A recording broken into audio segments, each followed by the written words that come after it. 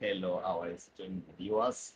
Welcome to the Inside Sport, home of your favorite sport. Remember, today is Sunday, date 19 August 2026, and we bring you this show live to you from our studios, and we hope that you had a wonderful, wonderful week. It's a weekend and it's sports time, and we are here to get you informed. So, welcome so much to the Inside Sport, home of your favorite sport.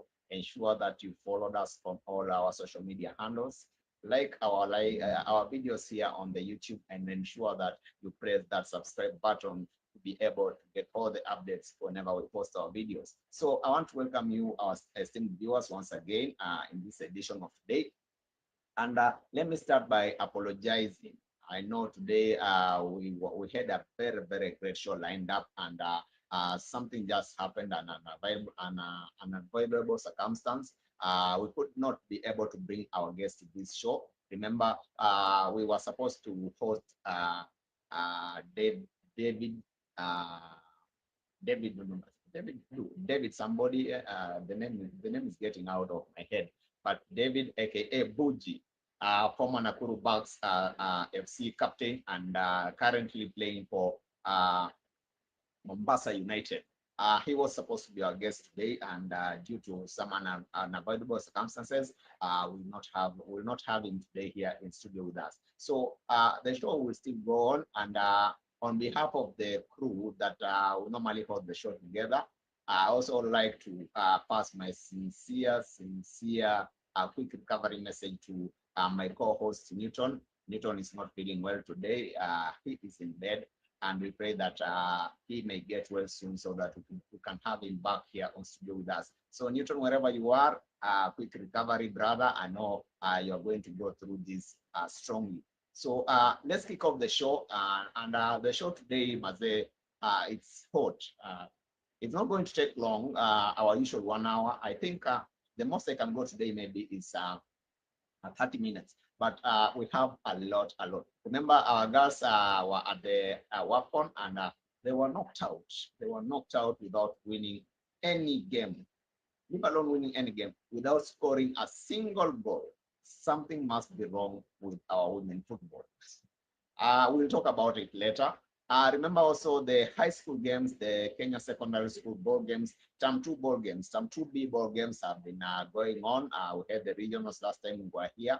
We checked on some of the regionals. And as we speak right now, we are heading to the East and Central Africa Championship. And I'm so glad to announce that the teams that we are taking there as a country are some of the very promising teams that we have been that have been missing in action for quite some time. So first of all, let me congratulate those teams that emerged winners during the national competitions in Thika, that is at the M-Pesa Foundation Stadium. And they really showcased. Apart from football, there were other games that were being played, but we can attest that this year football was very entertaining. Was very entertaining. Uh, I'm just taking on something. I'm checking on something about the results. Um, hmm, the ball games. Okay, so Kakamega High School emerged the champions of this year's edition after knocking out St. Mary's Yala in the final. And remember, they had a very stiff competition, especially at the semi-final stage where they had to go for extra time with Menengai High School to be able to reach the finals. So Menengai gave them a run for their money, and it was a very good show. And St. Mary's Yala also performed very well. And what was shocking in this nationals for you? For me, I think it was the first time we were witnessing a serious team. I can say a serious team from Northeastern Province. It was the first time we had competition from Northeastern Province. Remember, Tabaka, they were able to knock out some of the teams and book their place in the semi-finals for the first time. They were competing. They were not just participating. They were competing in the nationals, and with that team and with the spirit they had, I think they can go places. I think Northeastern can also come up with a team in the Kenya Premier League as time proceeds or as we go by. So thank you very much for those who are watching. I see there's somebody telling me is watching from Nakuru City. Karibu sana ndani ya nyumba. Nakuru City. I see someone from Bungoma County. Bungoma Mwambaje bwana. Bungoma, that's my home ground. Ukiona watu wa Bungoma wana watch, wananiambia they are watching us. That is my home ground. That is my home ground. So there's something I'm just checking. There's something I'm checking. Just a minute. So all those who are watching from all over the country, outside the country, we appreciate you following us. And apart from the national ball games, we're also going to have a look at the tournaments that are going on. For instance, I've been following up the Bucks Kaizen Cup, which just concluded today, some few minutes ago, and I can tell you we have great talents in Nakuru. We have great talents in the grassroots. And I was so surprised to find out that there were so many there were so many scouts during that tournament, and that's something very encouraging, especially to young players who are aspiring to play at the higher level, knowing that somebody is out there looking at how the way they are performing, the way they are doing on the pitch. So it's very encouraging, and I think the organizers of the Bucks Cup, the organizers of the Bucks competition. There's something. Just be with us. Bear with us.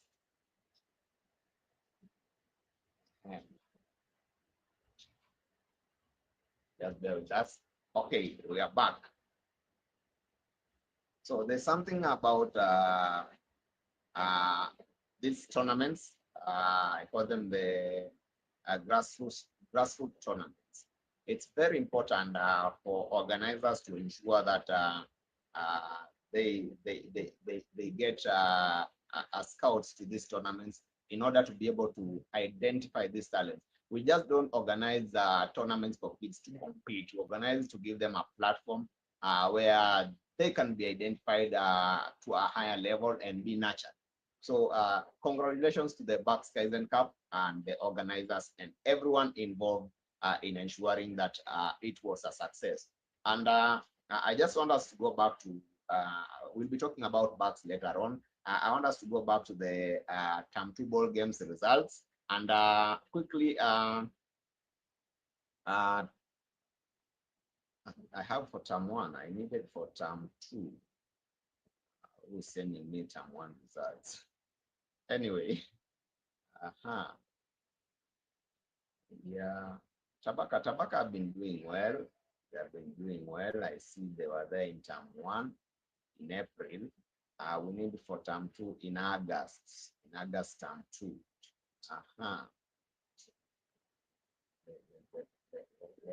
Let me try and get them.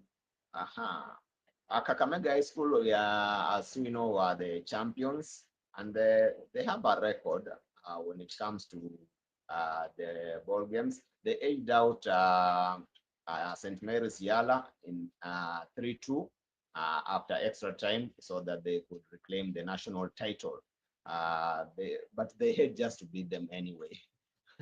Hapa hakukuwa na tafadhali, ilikuwa tu lazima Kakamega wafanye nini, washinde. So thank you very much, brother. I see there's somebody saying they're wishing Newton a quick recovery. Asante sana Newton, wherever you are, quick recovery, and best wishes are coming from all over. So tunatarajia very soon you'll be joining us back in the studio. And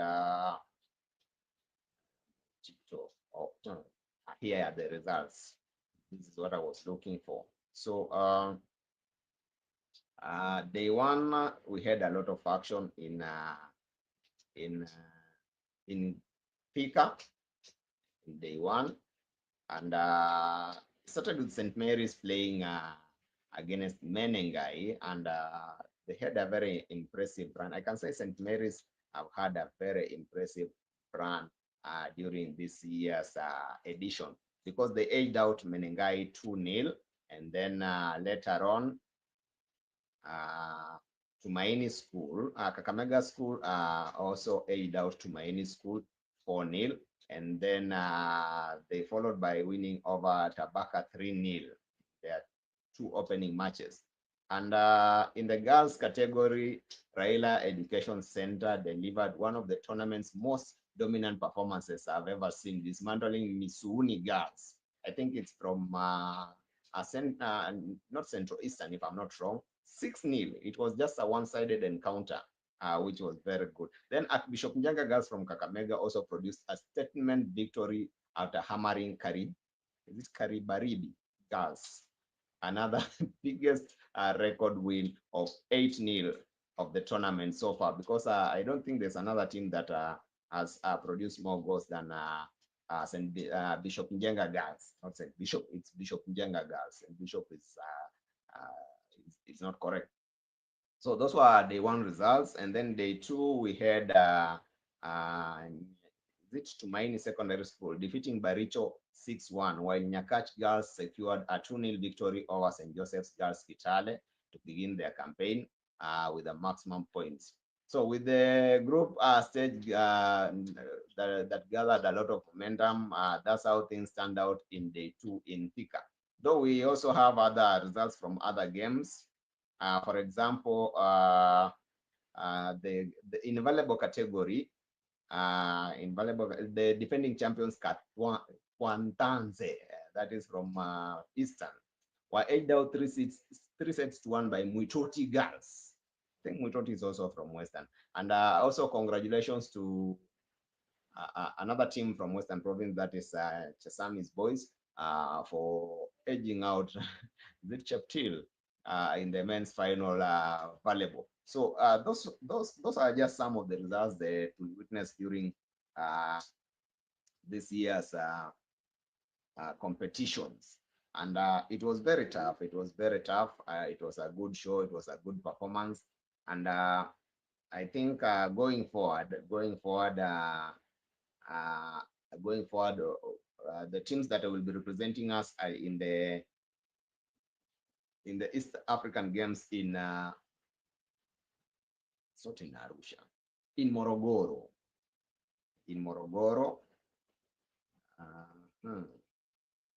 KSSSA Games. In Morogoro, for the boys category, we have 3 teams. That is Kakamega High School, St. Mary's Yala, and Menengai High School. And there has been a controversy surrounding Menengai High School, whether they'll be participating or not, because the Kenya Secondary School Board Games just issued a notice that they'll only be able to sponsor 2 teams. And then those who came in third, I think they were given an opportunity either to sponsor themselves or walk out of the competition. So there have been issues here and there about if Menengai will be moving on to the next stage, that is the Eastern Central, and it has brought a lot of debate concerning the issue of counties funding sports and counties supporting the local talents. And today I just managed to bump into Menengai High School head coach Bwana Peter Wekesa, and we had a chit chat kidogo, and he assured me that the team will be traveling to Morogoro in order to represent the country and also to stage a performance there. The one to prove to the nation that they really deserve to be there. So I want to wish all these teams the very best as they proceed to the Eastern Central competitions. That is the FIASA Ball Games 2026. So I'll quickly go through the polling. in Morogoro. That will be in Morogoro, Tanzania. I think I had posted this in all our social media handles. The pooling we have in Group A. In Group A, we have Iptem Makamba. It's a team from Burundi. Still in Pool A, we'll have our boys Menengai, and then we'll have Sumba from Tanzania and Amus College. You know, this Amus College from Uganda, it really gives us a run for our money. So this year around, I think we'll try and compete with them at a very higher level. And then we have Mbeya. It's the only pool that has 5 teams. We have Mbeya, DY. Mbeya is from Tanzania, as you all know. And then in Group B, we have Kigali CGF, CGF from Rwanda. I think the only team from Rwanda too. And then we have our boy St. Mary's Yala and St. Mary's Kitende. This time round, we will have the St. Mary's in one pool. So when we are watching, ensure that when St. Mary's Yala is playing against St. Mary's Kitende, you get the names right. You have the Kitende and the Yala. These teams are also neighbors, if I'm not wrong. The other one comes from the lower part, the upper part of Nyanza, lower part of Western, and just over the border there we have St. Mary's Kitende. So these are brothers. They'll be meeting there, the St. Marians. And then we have Morogoro. Wale ambao wanajua da mpaka Moro, Morogoro, Tanzania. They are hosting and they're also there. They are hosting and they'll be there to represent Morogoro. And then Group C. Now this is where mambo yote iko. In Group C we have Kakamega School, we have Kiudonda, is it Kiudondo Secondary School or Senior School from Uganda, and then we have Urambo Day from Tanzania, and then lastly we have Bukedia. Bukedia is a team from Uganda. We all know about Bukedia. You know, these teams have really invested. The Bukedia at St. Mary's Kitende and the likes of Amus College. We all know about them. They have been consistent when it comes to this East African ball games competition. So we all know about them. And quickly, I want to talk about our ladies. Our girls under 17 have also qualified for the World Cup. We are waiting to see them stage their performance there. But our ladies, the Kenya women's team, that is the Harambee Starlets, they had a disappointing run when it came to WAFCON 2026 in Morocco. Do you think our team still has hope of qualifying for the World Cup, the senior Starlets team? For the junior, we don't have any issue with it. This is the second time they are qualifying for the World Cup. But for the senior team, do we still have hope? And what really went wrong? Because there have been speculations on social media about the selection of the team selection, and biasness from the coach. Do you think there was a lot of biasness from the coach during the team selection? Leave us your views and comments in the comment section below, and we'll be reading them unto you. So the women's team was there, and they did not win a single game. And apart from that, they did not score a single goal. And as you all know, they left out some of the prominent strikers that we have in Harambee Starlets. They were left out. Reasons not well clear stated. So we are having a hiccup with our.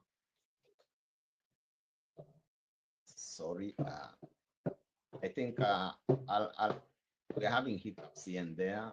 Allow me to end the live, and then we work on everything. Then we'll be getting back to you. But remember, this is the Inside Sport, home of your favorite sport, where we get you informed. And we are really sorry for not being able to bring our guests on the show. And it's the reason being there are heavy rains outside, and that's why we have a lot of hiccups today here and there. And also my co-host is not feeling well. So let me just end the live, and then I'll get back to you when we are ready. Bye-bye.